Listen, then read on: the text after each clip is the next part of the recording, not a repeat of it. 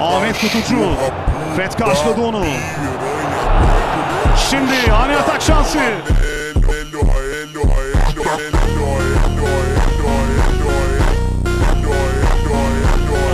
Dzeko koştu, topu aldı. Edin Dzeko. Dzeko, Mario Lemina.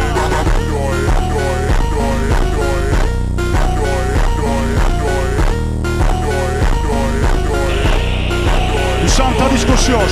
Lemina. Tadić sahanın dışında yerde.